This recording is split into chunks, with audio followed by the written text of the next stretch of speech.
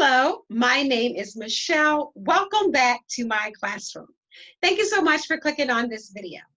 As you can see by the title of this video, I will share with you how I teach a lesson when my students have very limited reading and speaking skills. I currently have two students that I'm working with, both of which have limited reading and speaking skills. So I wanted to create a technique that I would find to be more effective for my students. So I created what I like to call the 4P technique I'd like to share with you, as well as a simulation of what one of the lessons look like. So I'm going to share my screen with you so we can take a look at this slide together.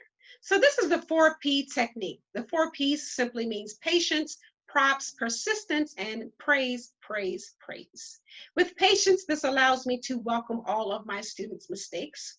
As I said, these are early learners with very limited reading and speaking skills, so there are going to be a number of mistakes, so I have to allow my students patience. Props, I prepare as many visual aids as I possibly can for the lesson to help my students along throughout the lesson. Persistence, don't give up. Despite how challenging this may be, I will continue to encourage my students. Despite how it may appear as though my students aren't grasping the concept of what I'm teaching, still I don't give up. Praise, praise, praise. I offer my students lots and lots of praises throughout the lesson. So let's go to the next slide. Again, this is just a simulation of what the slide would look like. Here we have teacher notes. Point to each of the pictures and have the student identify each of the classroom rules. This is just a brief list of the classroom rules. Number 1, close your book. Number 2, open the door. Number 3, raise your hand. So whenever I teach a lesson with either of the companies that I work with, I like to reference the teacher notes prior to using one of my own techniques. So here we have a picture of each of the classroom rules. For the sake of the video, I did type the rules on the slide. Typically, this would not be here. I would type these phrases when I want my student to read the rules independently. So just as the teacher notes said, we're going to point to each of the pictures and have the student identify the classroom rules. So when working with my two students, when I pointed to the picture, neither of my students were able to identify the classroom rules or the items. So I chose to use a different approach. So let's look at the next slide to see exactly what approach I chose. So here I'm going to introduce each rule with one word. Then I'm going to introduce the rules with TPR. I'm going to have my student identify the rules independently. And finally, I'm going to have my student read the rules independently and assist as needed. So let's go back to the pictures, and I'm going to introduce each rule with one word. So I would simply highlight the picture and introduce the picture with one word, book. Have my student repeat. Great job, lots of phrases. Again, highlight the picture, book. Have my student repeat. Great job. With all new terms, we want to introduce those words twice. Door. Have my student repeat. Great job. Again, door. Great job. Introduce, raise your hand with one word. Hand. Great job. Again, hand. Have my student repeat. Great job. Offer lots of praises. So let's go back to see what the next step is. So now we're going to introduce the rules with TPR. So let's go back to the pictures and introduce the rules with TPR. So I'm going to introduce close your book using TPR. Close your book. Have my student repeat.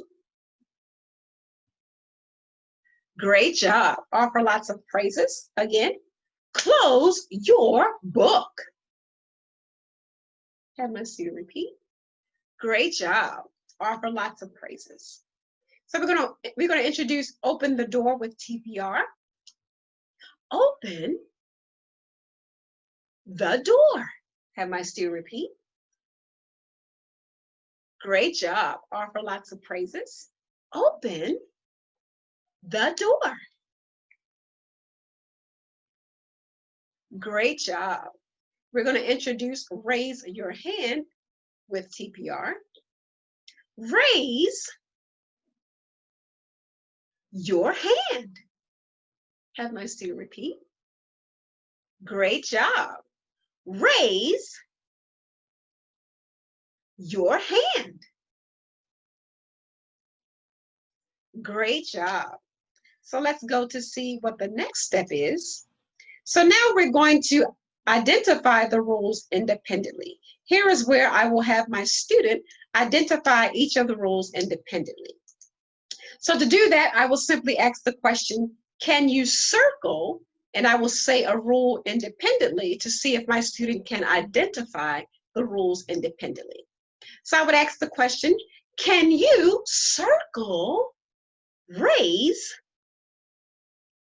your hand? Great job. Again, I will ask the question, can you circle, open the door? Circle, open the door. Great job. Again, I will ask my student, can you circle, close your book? Circle, close your book. Great job. Offer my student lots of praises. And lastly, we're going to have the student read the rules independently and assist as needed. So again, this is where I would type the words on the screen. So I would type close your book.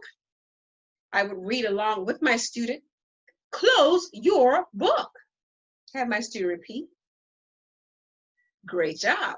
I would highlight the picture, close your book. Have my student repeat. Great job. Move on to the next. Open the door. Have my student repeat. Great job. Reference the picture. Open the door. Great job. I would do the same with raise your hand. Raise your hand. Have my student repeat. Great job.